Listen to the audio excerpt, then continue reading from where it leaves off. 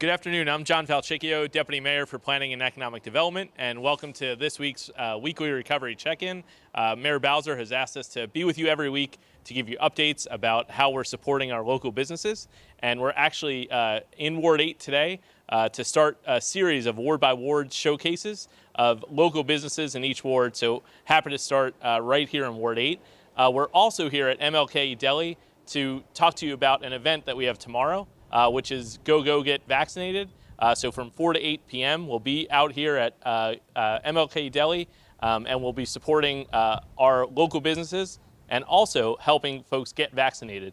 So 4 and 8 p.m. you don't need an appointment. It's the J&J vaccine. Come out here to MLK Deli and we'll make sure that you get vaccinated. Also, this week we know that yesterday Mayor Bowser announced, I feel like hits from the streets, Councilmember, but we're live and on location, so we're going to roll with it. Yeah. So Mayor Bowser announced that we are reopening on Friday. So all of our COVID protocols for businesses are suspended so that businesses can open. Most businesses will be able to open at 100% of capacity, and there's a few, like nightclubs and multi-use facilities and those venues that have over 2,500 people that'll be limited. But you can find all the information about that at coronavirus.dc.gov/health guidance. So be sure to check that out. On that page, you'll also find a sign. Some of our businesses still want to enforce mask wearing, and so there's a sign that you could post. We ask all residents, workers, and visitors to respect the sign. If a sign is put up at a business, that you wear a mask as well. So with that, I want to bring in our first two guests. Councilmember Trayon White, thanks for joining us. Thank you, John, for having me on the show. And as a fellow tourist, happy belated birthday. Same to you, man. Thank you, thank you. So, Councilmember, you've been the Ward 8 Councilmember since what year? 2017. Since 2017, and you are known for not just standing there, but doing something. Fantastic. And so let's talk about for local businesses. Yep. How do you see your office supporting local businesses, and why is that important? I think it's important because we see so many new opportunities coming to the district. And when people see new opportunities, they flock to where the opportunities are. What we don't want to do is forget about those who've been here through the struggle, through the hard times, who are small businesses, and who have struggled also during this pandemic. And so what my office do is we have round tables. Most of we have them at Martha's Table and at the location on Willow Road to figure out how we can utilize resources like your office, DMPED, and other agencies to support those businesses with resources and opportunities. I see we're joined by Christine Noel, who's also a resource to help us with these opportunities as well. And so Ward 8 has a thriving set of local businesses, and I know it's hard as a ward council member to pick favorites. But what's your favorite lunch spot in Ward 8? No comment, not just joking. So of course I come to MLK Deli, get my barbecue chicken sandwich with my chips. Okay. I go to Busboys and Pours a lot because it's a sit-down meeting space, and I also go to Turner Natural to get me a Murray and a Bob Marley. All right, fantastic. And so you mentioned MLK Deli. We're here at MLK Deli, and we're here with a little flyover that we arranged with Marine One. But as that goes by, I want to bring into the conversation Andre, who's one of the owners of MLK Deli, and tell us about MLK Deli. How long have you been here? And tell us about what you guys offer. Well, MLK Deli been here since 1986. Me and my family took ownership in 2017. We also a pillar in the community. We feed the homeless. We feed during the pandemic. We fed the EMS workers, the fire department, the police department. So we not only here, we doing something as well.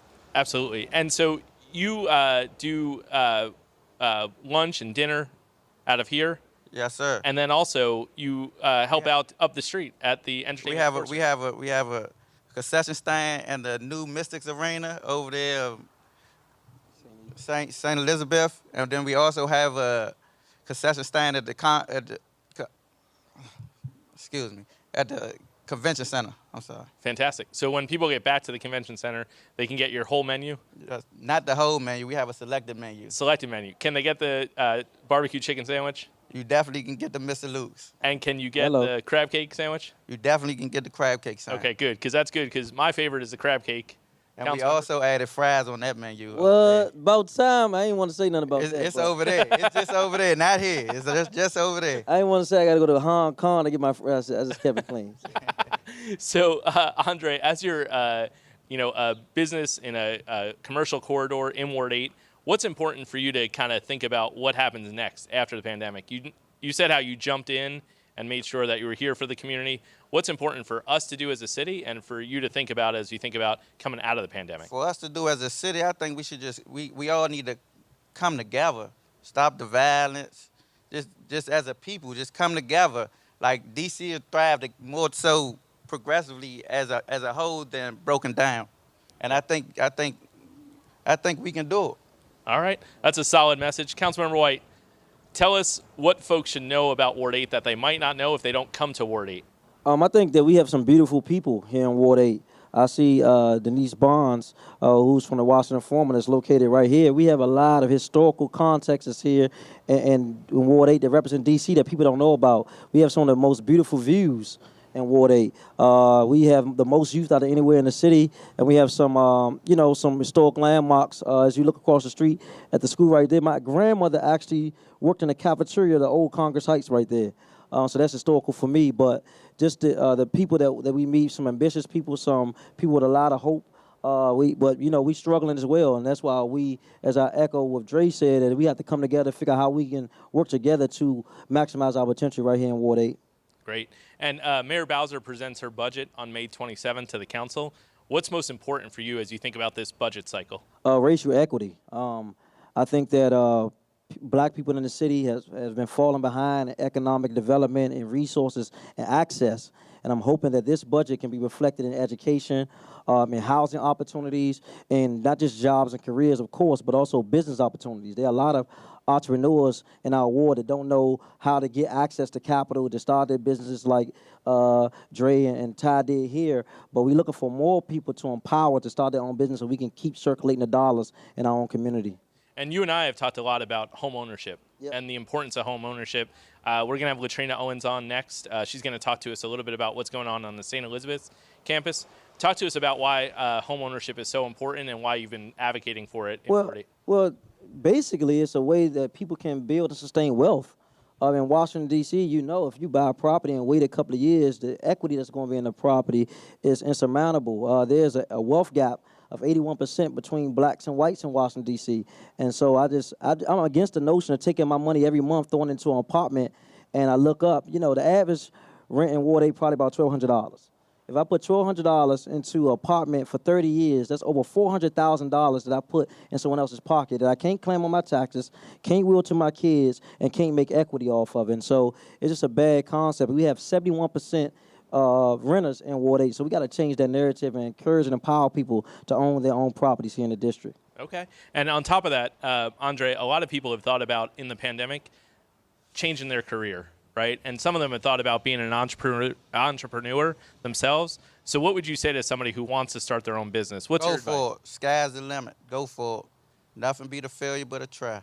Okay. And speaking of that, trying. So how hard do you feel like you work as your own boss versus if you were working for somebody else? I treat everybody the same. I'm not a boss. I'm working side by side with you. I work as hard as anybody in that kitchen. Absolutely. Councilmember White, any parting advice for folks as they think about what's to come after the pandemic? We have a number of programs coming up for the summertime. We're trying to get more community-based organizations to get involved in the summer to ensure that we have safe spaces for our youth and young adults and our elders. And so if you're not involved, tune in to TrayonWhite8.com to get your updates on what we're doing in the community, and we hope to get you involved. It's not I or me, it's about us.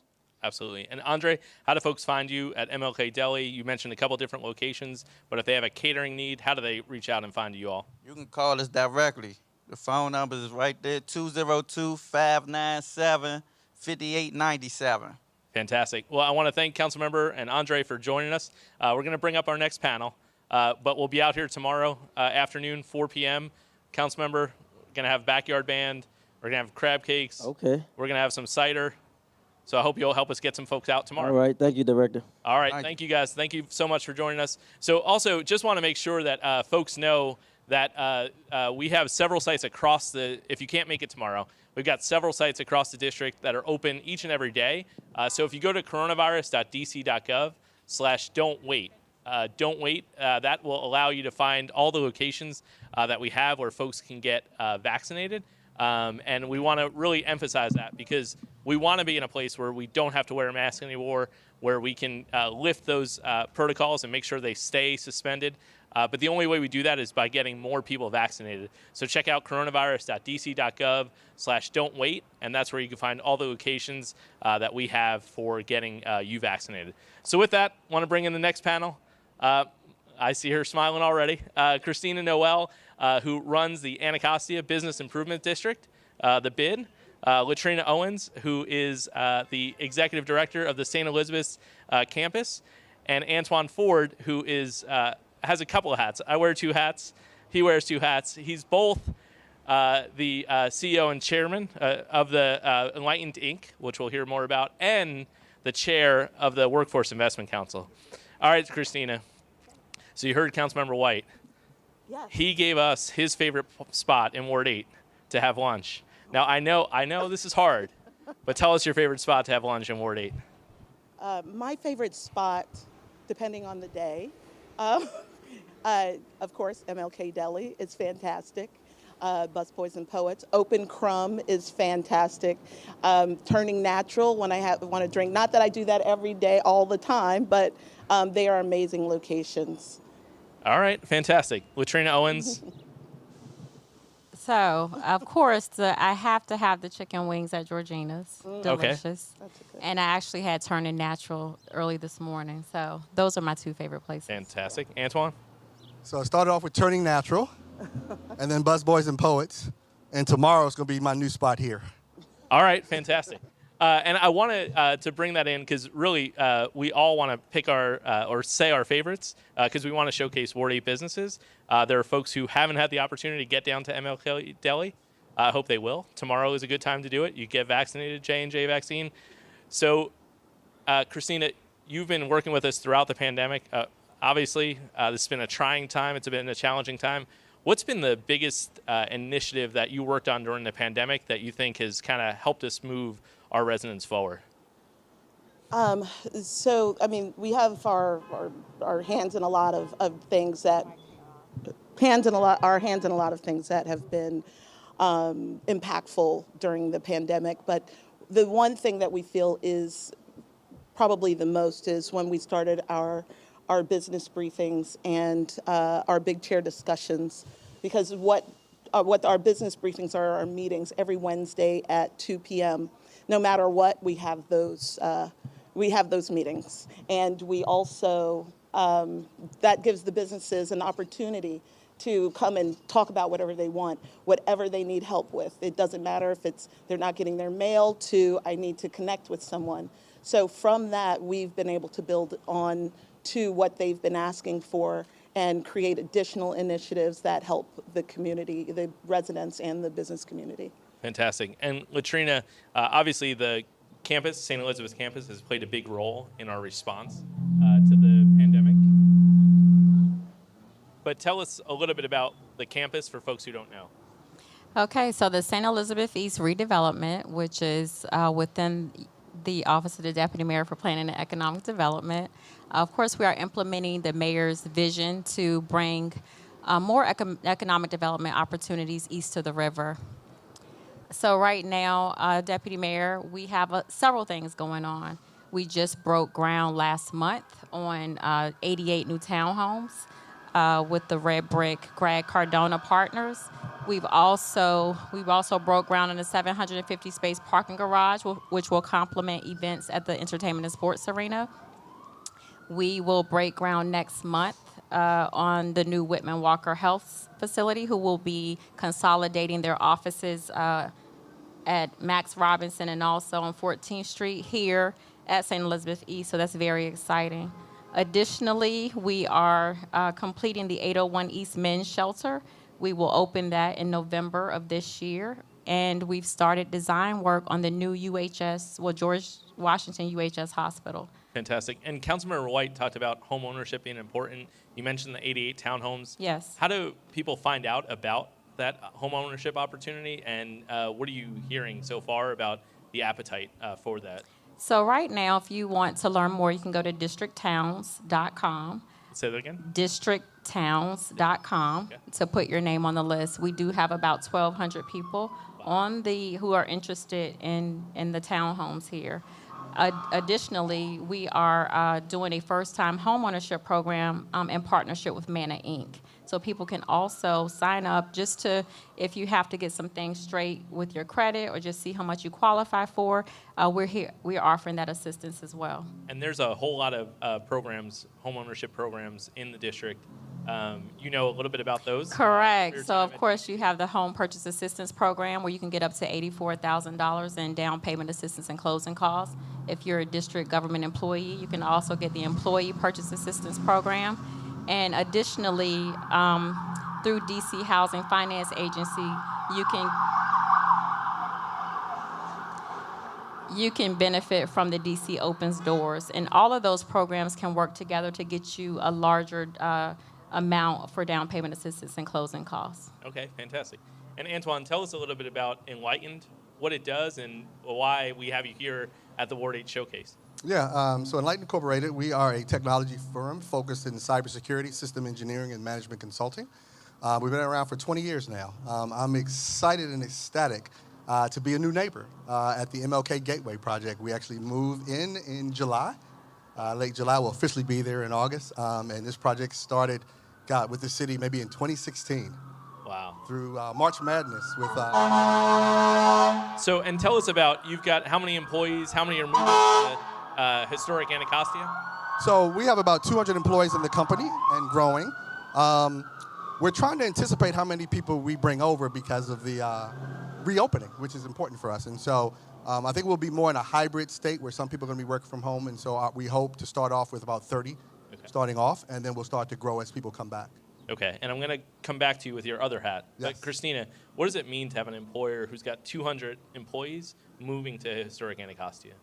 Wow, we're very excited about it. It means additional folks that will visit our businesses, have their favorite lunch places, just the economic growth that comes along with it, the partnership that comes along with being a part of the bid with Enlightened. But for the community, it's really just people being able to see how special it is. Yeah. Yeah. And I think we've talked a lot about kind of creating vibrancy and making sure that vibrancy really improves the quality of lives for the residents who live here now. Yes. So having an employer with 200 employees, that helps support those local businesses that you're talking about, and then those amenities are there for the residents. Exactly. And so how do you tie it all together? How do you kind of take what you know is coming down the pipe when a new employer is coming, and how do you market sort of those retail spaces that you have available? So it's been ongoing. We have pop-ups that take place, and our local community, they enjoy that, and we've been successful in having folks come across the bridge to enjoy that also. We also do real attraction efforts for specific types of retail that our community is really interested in having, and to bring the amenities that they really would like to see there. And so those pop-ups give you the opportunity to experiment and also support businesses that might not have a storefront just yet. Absolutely. We do a lot of those pop-ups where local businesses and folks that want to flip into brick and mortar can test their brands. They can, it gives them an experience with a landlord for a certain period of time. It might be short, but there is a little bit of process to it, but it's great for the community. It does lend to that vibrancy that you're talking about, and the local community really enjoys it. So it hits all those touch points. Okay. And we'll get back to those pop-ups again soon. Okay. Now that we're through the response phase, I've maybe? got something real special planned. Okay, fantastic. I won't Well, actually, you could break news here. Oh, breaking news. You want me to break the news? Okay. So we have a series of pop-ups that will be taking place, but one major one is our partnership with Red Brick in their Columbian Quarter location. Yeah. It is all cleared, and we were like, let's not just leave that sitting empty until, you get going. So there's a major pop-up that's going to be taking place there, and we'll be tying into our corridors and the other businesses that are there also. The idea is to create a destination and expand that into where we are with additional pop-ups and the other businesses that are there.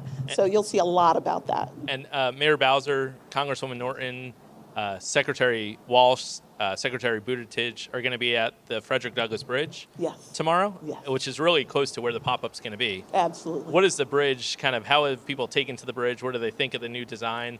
People love that bridge. I mean, I've been asked multiple times, is there going to be some kind of viewing deck? What can we come over and do some pop-up dinners over there? So people are definitely ready to get out and have a good time. And this is, and actually experience the art and culture that we have here and the innovation that's taking place.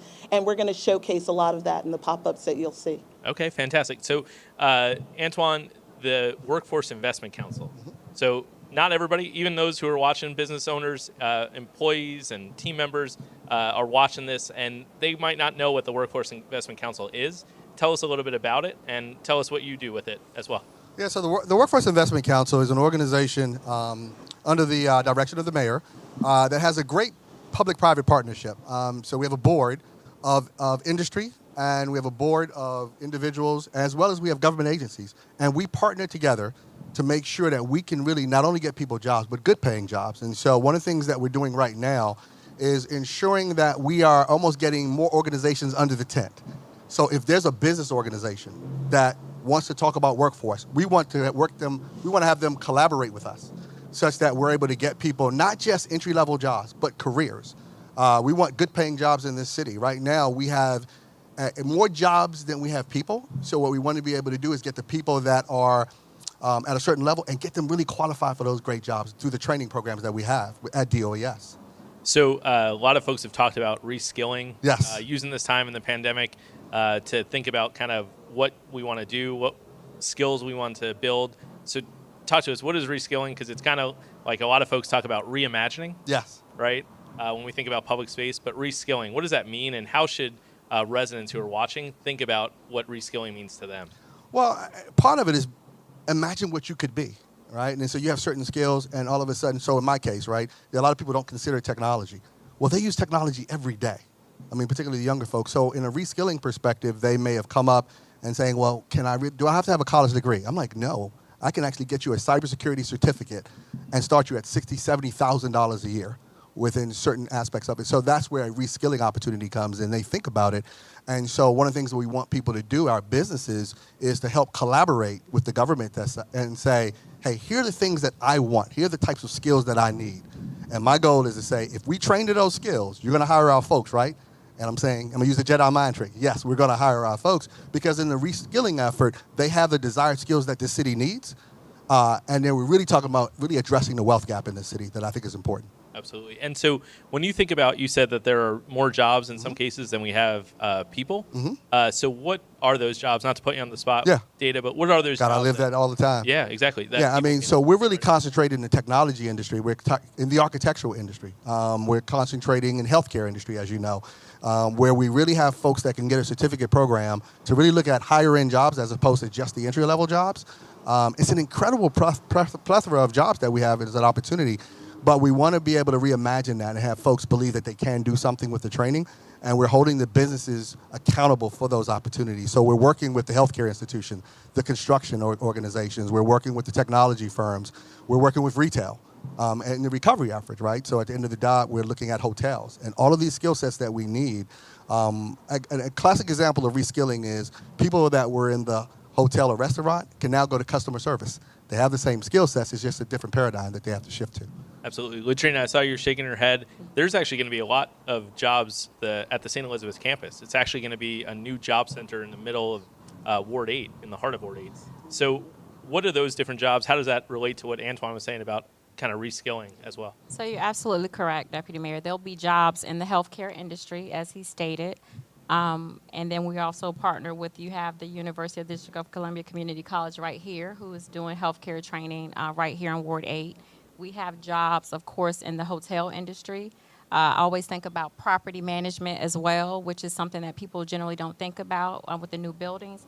And then also retailers. As you know, we have something exciting coming too, Christina, later this year, where we'll break ground on the interim retail space on parcel 15. Well, we'll become a little like incubator just to determine if it's the right time for people to go in business, or if they're looking to expand into Ward 8, but they just want to try out their concept to see how it's going to be accepted, in the community. So, there are a lot of things coming, and there'll be a lot of jobs. And what I always like to think about St. Elizabeth is that these are new jobs. This is new housing stock. These are new things that were not really on the grid because this property has been undeveloped for so long. Absolutely. So, Antoine, I saw you shaking your head. There's also a neighbor for Latrina, which is the federal Department of Homeland Security. Yes. So what does that mean to have that agency here in Ward 8, and how can we make sure our businesses connect better with the agency? Deputy Mayor, I love that question because we got the greatest home field advantage of any place in the country with the federal government being here. So one of the things that we're trying to do is also create more entrepreneurs such that we grow businesses to do business with the federal government and they hire local here. And so one of the things that we want to really do is train entrepreneurs, get them certified as a federal government contractor, and then hire local to be able to do that. So having a Homeland Security, the Coast Guard, being here is critically important for this area because that's the reimagining and the reskilling that we need with the jobs that are available. Absolutely. And so, Christina, we also have some other exciting projects in the works. I'm thinking of Reunion Square. What does that mean to the community in terms of bringing another district government agency to historic Anacostia and a mixed-use project? And again, we're going right back to that vibrancy and showing how the community will be able to have additional retail, which I know that they desperately want. Again, speaking to the amenities that would come along with that, but again, having the employees that would be there. And as these developers are coming in, they're really taking a good look at green space and how that can be used in partnership with the development that's taking place. And that's where we have a lot of focus because we've got amazing green space over here that we're activating. Absolutely. And so, Latrina, what can folks look forward to this summer at the St. Elizabeth campus? And I know that, was it this week or just last week, you raised a banner at the St. Elizabeth? Yes, for the 2019 our WNBA Washington Mystics, we did. We raised the banner on Saturday. It was very exciting. And even though we had a reduced crowd, it was still like the excitement of 4,200 people there. So that was exciting. We'll go back since we are reopening in June. We have our first fitness event that's called Get Moving at St. Elizabeth's East. So get out and get moving. So we'll have people working out under the pavilion. Again, also an exciting news. When is that? Just asking for a friend. That's going to be on June 12th. Okay. So June 12th, there'll be activations all across Ward 8, and we're going to be one of the sites as well. And then we also have an active solicitation, which we won't discuss, and our bids are due back on June 30th, so that's also exciting as well. Okay. Well, you can discuss it. Tell us what the solicitation is. I mean, for folks who are interested, we won't, Okay, so the solicitation is to bring another district agency, Department of Behavioral Health, here east of the river, along with additional residential components, entrepreneurial space on parcel 9, and space for nonprofits, and then some additional commercial space. So just looking forward to welcoming more entrepreneurs, creatives. Again, we are in Congress Heights, which has been dubbed the soul of the city, and we are excited just to welcome, a new group of workforce individuals east of the river. All right. Latrina, I'm going to spare you from this question, but Antoine and Christina, so Mayor Bowser is wrapping up her budget. She'll send it to the council on the 27th, although maybe Latrina wants to jump in on this for investments at St. Elizabeth. But Antoine, for helping local businesses, What's the best sort of investments that the mayor and the council should think about in order to make sure, like I said, we're supporting local business? No, I really appreciate that question. Is one that I've had conversations about, and I think there's really two things that I think through. One is really healthcare, and then two, the job training with the opportunities coming. And the reason I mention healthcare is that people don't really understand, if I'm not healthy, I can't get to work, and I can't get to the jobs that I need. And sometimes people aren't as healthy as they need to be. So I think the investment in healthcare, we saw during COVID what happened to those because of the issues that we had. And so I think those things are important. And I think the skills-based training with the jobs, and then really do economic development with those people that are really hiring, because I think that's going to be so important that we just don't invest the money where it doesn't come back to the community. I think we got to invest in those businesses that are going to invest in the community. And I think that would be an important part I would want to see in the budget. Fantastic. Christina? I would applaud that. And also, I would love to see more investment into creating ways for businesses to be able to own their own buildings. If some programs could be created where they have been great. Sometimes it's investment in community, not just investment into who has the best performer, because our businesses have been here through pandemic and they're still here and they're going to be here. So if they have that opportunity, it would be tremendous for this area. Also, in creation of, and actually focusing in more on our arts and creative area, we have a rich, lush, creative economy here, and to help our gig economy in that way would be with artist housing, with artist opportunities would be amazing. And then, of course, and you know that I say this all the time, and Antoine, we just talked about it. We're organically becoming a medical, med tech, environmental tech. Anacostia High School is now environmental science high school.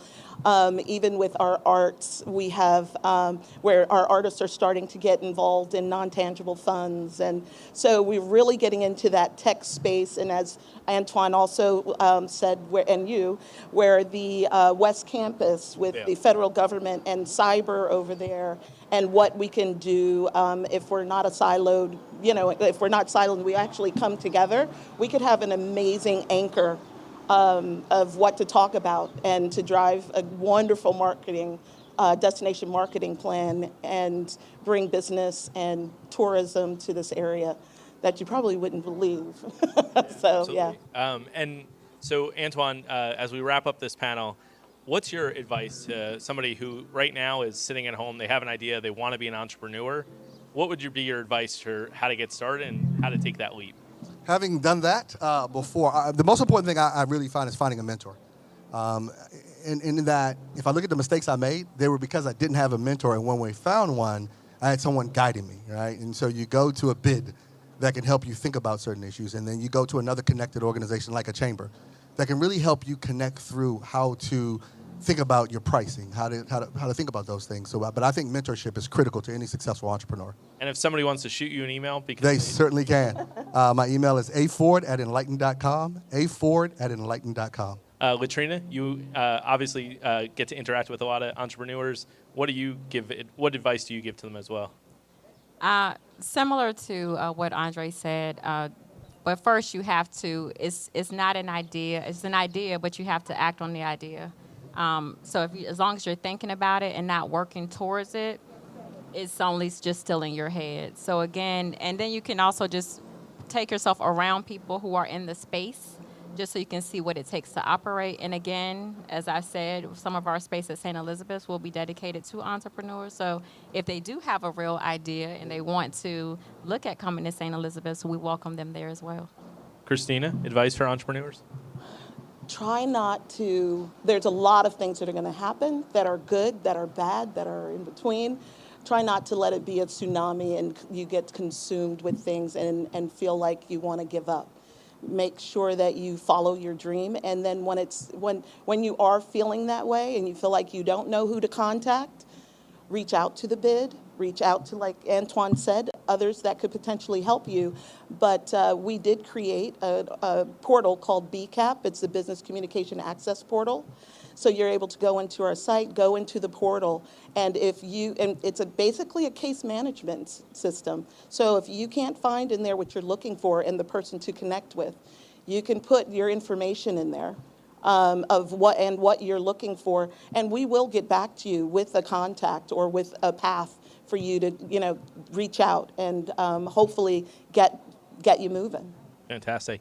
Well, Antoine, Latrina, Christina, thank you so much for being with us today, and we're going to keep coming back to you to ask you about Ward businesses, the ones you're most excited about, and what we could do to help support them. So we'll look to keep this conversation going, and thanks for joining us to share the perspective today. Thank you. Thank you. Thank you, sir. Absolutely. So next up, we're going to have a couple folks talk to you about what reopen means. So Monday, the mayor announced that we would be moving forward, as she had previously stated, with opening on May 21st for really most businesses and lifting really most of our business restrictions. So with that, I want to bring up our next panel. I see Fred Musali from the Alcohol Beverage Regulation Administration. I see Patrick Ashley from DC Health. And I did see, oh, there he is, Sean Townsend, our Director of Nightlife and Culture, who's going to join us up here as well to talk about kind of the outreach that we've been doing over the last few weeks on vaccination and how we've been getting small businesses involved. So first up, Fred, I want to go to you to ask what it means to kind of reopen. We probably didn't think we were ever going to get to this point, but we're excited we did. So what does it mean to the folks that you work with every day, and what's their reaction to kind of Monday's announcement and last week's announcement as well? Thank you, Deputy Mayor. The response has been outstanding. Businesses are excited to reopen. So on Friday at 5 a.m., May 21st, restaurants, taverns, hotels, manufacturers are going to be able to operate with 100% of their capacity. They're going to be able to, for the first time in quite a while, have patrons sit at a bar while a bartender is working. We have DC Health with us today. Buffets are back, so the buffet is actually going to be allowed. Cocktail receptions will be back starting on Monday. And then obviously dancing and other types of activity, which are important for like weddings, so everybody's excited with that. Nightclubs and multi-purpose facilities will be able to operate at 50% starting May 21. And then on June 11th, multi-purpose facilities and nightclubs will be at 100%. And so we're really excited about that. This is, like I said, tremendous response as we reopen. More people get the vaccine. Businesses are really excited, and I want to thank the mayor and you for helping to make this happen. Absolutely. Thank you, Fred, for all that you've been doing. And I want to bring into the conversation Patrick Ashley. It says here that you're the Senior Deputy Director of DC Health. It doesn't put your middle name in there, which is Take the Shot DC. So Patrick, Take the Shot DC, Ashley. Patrick, we've been doing a lot of pop-ups and really engaging small businesses on the vaccination effort. Tell us what that's been like and what we should look forward to as well.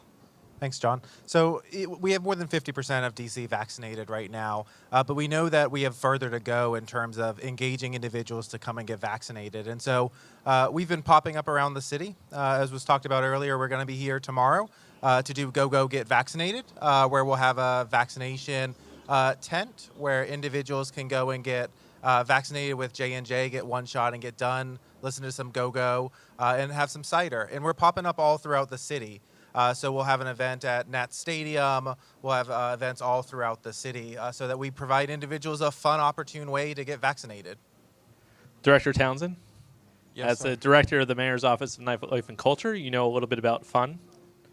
I should. I hope I do. And so these pop-ups, what have they meant to the businesses, too, that are hosting them?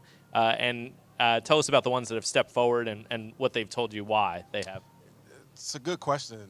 You know, since we did the event at the Kennedy Center, you know, the response from businesses who are interested in hosting a pop-up, vaccine event. I mean, we've we've been getting a lot of requests lately. So there's a demand for these events to happen, but it's also an opportunity for the businesses in different communities of the city to offer a vaccine site for residents in those neighborhoods, but also for workers as well. So we've seen a lot of workers from the beginning of us hosting these events come and get vaccinated. So clearly it's working.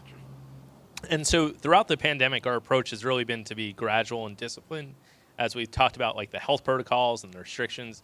So how have businesses reacted when they heard the news that just yesterday that we'd moved to lift restrictions and they could open again on Friday? What's been the reaction so far? I think businesses are in shock. It's good shock. They are, hopeful that they will continue to operate and not shut their doors again. They're hopeful to get workers back to work, but also there's this, concern of how will patrons come back in? What will the behaviors be like? So we'll be spending a lot of time over the next couple of days talking about what the behavior should look like. Be patient with your favorite bar as they staff up. Carry a mask with you when you are hanging out at night, just in case. If you see a sign at a business, respect the sign. Put your mask on in that business. But I think overall, folks are very happy with where we are, how our mayor has handled the pandemic, and very hopeful for a good summer. And Patrick, what's your advice to a business owner who's thinking about, all right, I had to put all these protocols in place.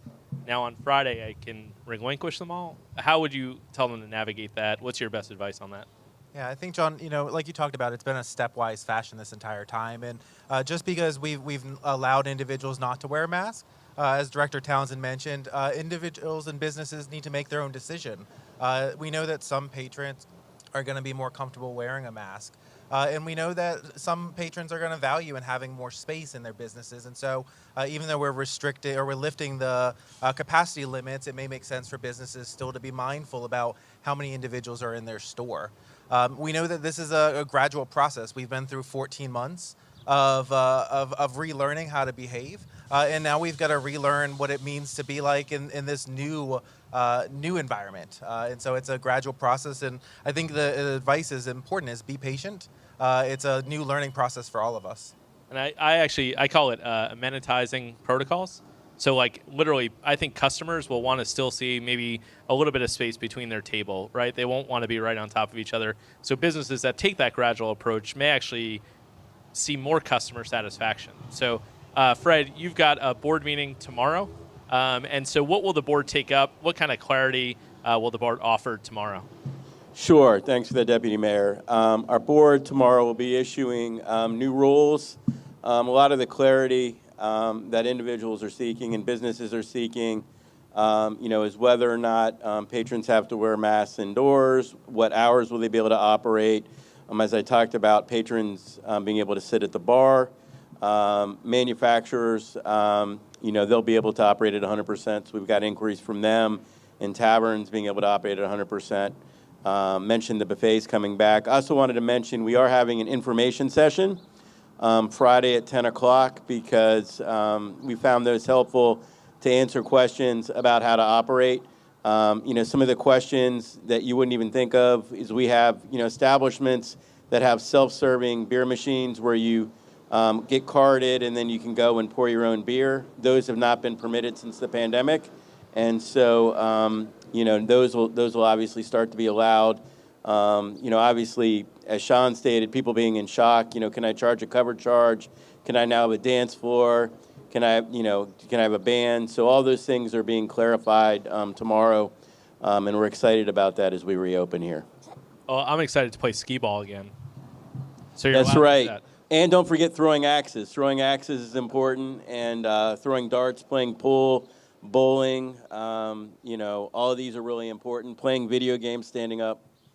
So Patrick, you talked about for folks or business owners as they kind of think about the reopen. So as an individual, though, how should folks, if they're vaccinated, kind of navigate Friday, and if they're not vaccinated, navigate Friday?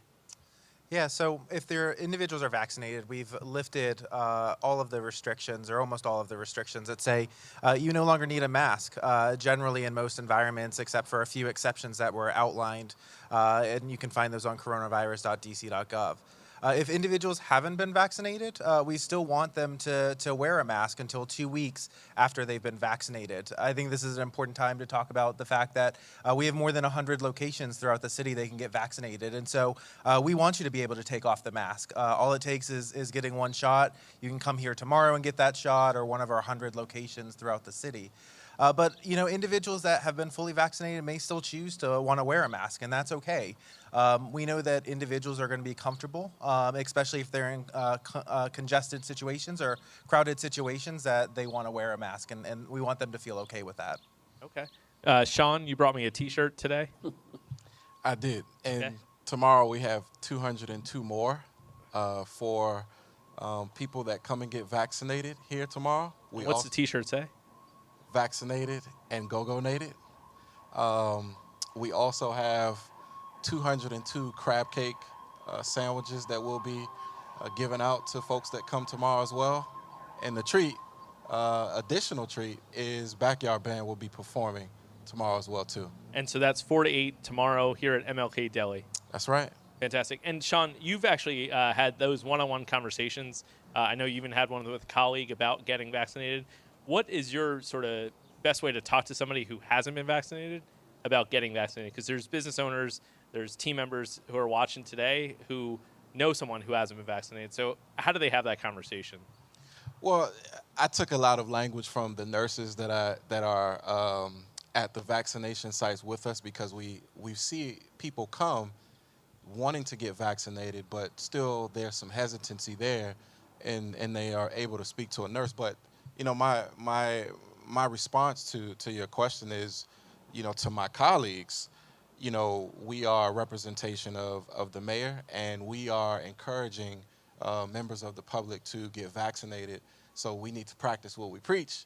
But also, there's Patrick and there's a whole DC health team and lots of information on coronavirus.dc.gov about the vaccine itself and how safe it has been. So just wanting to kill some of the myths out there and encouraging my colleagues and friends and family members to get vaccinated. And Patrick, how many millions and millions of people have been vaccinated thus far? Oh gosh, it's millions and millions. I don't know, but I think to talk about what Director Townsend mentioned, it's about that interaction with individuals, to talk about why did you get vaccinated, and I talked about 14 months and 14 months of the restrictions that we faced, and to talk to people, talk to your peers about why it is that you got vaccinated, so that you could see your mom, so that you could hug your grandparents. Telling those personal stories and talking about with your peers, and not just from us as DC Health, but talking human to human, is so important to getting the entire city vaccinated. Great. And Fred, you've got a bill before the council that you've put forth that council is considering now, the Reopen Washington, D.C. Alcohol Amendment Act. And so tell us what that act means for Wards 7 and 8 specifically, and then also for the rest of the city as well. Sure. Thanks, Deputy Mayor. First off, the bill continues a number of wonderful programs the mayor's put in effect. I think we've talked a lot about this. First of all, this pop-ups, and so I think it's important to highlight tomorrow with ANCSO and the pop-up, we were able to have that event with alcohol, very little red tape. It's free to register, and you can host a pop-up in Ward 7 or 8. And so tomorrow is an example of how any business in the city can host a pop-up in Ward 7 and 8. Essentially, get online, register. It's free of charge, and you're able to have a pop-up relatively easy in Ward 8. So I think that's really important to mention. And then second, the bill continues the streetery program. We have well over 500 alcohol establishments participating in the streetery program. Here in Ward 8, we have Busboys and Poets participating in the program. And I know your office has done a great job of working to promote streeteries. Streeteries under the bill continue to be available at no cost for the remainder of the year. And then streeters would continue in 2022 and 2023 for only $100 annually, but free for the rest of the year. And then two other things I want to highlight. One is the bill would help to bring grocery stores towards 8, 7, and 8. Here in 8, we have one full-service grocery store currently. We've heard from ANC's other community groups about the needs to address the food desert issue and bring alternative food solutions through grocery stores serving fresh fruits and vegetables, meats, bakeries, other types of fruits. So we're excited to bring additional grocery stores to 7 and 8. And then finally, wanted to highlight, it's really important that the mayor's bill allows for different types of businesses models on alcohol models to come. So that way you can have either a deli or a convenience store selling alcohol to go, but also having a restaurant. So as we come out of the pandemic, it's really important that we allow people coming to Ward 8 to open a restaurant, maybe a convenience store, deli, some other type of business, so that way they're able to maximize their business here in Ward 8. So I know the council's going to get really busy starting next week with the budget coming to them, but what does it mean to get that bill passed right away? Oh, it's huge. It's huge. A lot of the bill, whether it's streeteries or the commercial lifestyle license to promote eating and drinking outside, we want to maximize that bill while we still have warm weather. So when we're talking about people eating and drinking outside, whether it's commercial lifestyle, whether it's a streetery, we want these changes during the warm weather rather than waiting till the winter when it's cold. So hopefully the council will act so we can take advantage of this in the warm weather and help promote businesses in Ward 8. So Patrick, as we close out here, where are we sort of tracking that will be for vaccinations? How long is this process going to take us as people kind of think about the summer and what's next? Yeah, so we're a little over 50% of the city's population that has received at least their first dose, and we know that with seniors, we've made really great progress where we're almost at 80% amongst seniors that have been vaccinated. And we'll be vaccinating individuals as long as it takes to get them vaccinated. We hope that individuals will answer the call and get vaccinated soon, so that we can get up into that 60-70% that a lot of people talk about. We're very excited that the 12 to 15-year-olds are now able to get the Pfizer dose, and so we're making great progress there. And we'll be continuing to vaccinate throughout the fall as we see more and more individuals become eligible for vaccination. We expect that even younger children will be able to be vaccinated. But for the adults, we want them to get vaccinated now so that they can go out and enjoy the summer without their mask. Okay. And Sean, really, this is going to be the final question. And I asked a couple of the other panelists. It's okay. It's not a trick question. You come from a family of entrepreneurs, right? Correct. And so tell us, what's your advice for entrepreneurs, for somebody who's watching, maybe a Ward 8 resident who wants to start a business? What's your best advice to them? Information is key. Always, be on the lookout for, the information that is available from the government, but also, keep networking and working with folks in the community that you are interested in opening a business. So if it's Ward 8 that you're looking at opening a business, folks like Christina from the BID, the council member's office, he mentioned that, how they are assisting businesses here. So I think it's important to, one, communicate, but also be resourceful in researching the information that's out there and available for you. Okay. And I guess this is the final question. When you come to Ward 8, Fred, what's your spot? Where do you go? I know it's hard for you to pick favorites, but where do you go for lunch? You're putting me on the spot. I'm going to have to say Busboys and Poets, since there are streetery in Ward 8. I'm going to go with Busboys and Poets. Patrick? I'm particularly fond of MLK. They spent a lot of time feeding us at the beginning parts of the pandemic, and I love their crab cakes. Okay. And Sean? Crab cake. Crab cake right here? Right here. Well, I think that's a good way to end it, because then we'll go inside to go get a crab cake. We'll go get some today. We'll have some tomorrow. We'll have T-shirts. We'll have cider, and we'll have entertainment by backyard. Wednesday, 4 to 8 p.m. right here at MLK Deli, and that's where folks can come. J&J vaccine, right, Patrick? That's correct. Can you just mention, is the Johnson & Johnson vaccine safe? Oh, yeah. The Johnson & Johnson vaccine is safe. And it's as safe as all the other vaccines, and it's one shot and done. So 2 weeks from tomorrow, you can be out there without a mask and be fully vaccinated. So great option. Definitely. Thank you for bringing that into the conversation. So really want to thank everybody for joining us today. This was really our first showcase of award. Hope we did award it well. We're really excited to be out here, and really we'll be here tomorrow, 4 to 8 p.m. Come on down to MLK Deli, where you can bring someone. If you're vaccinated already, bring a friend who hasn't been. They'll get the J&J vaccine, one and done, as the guys said.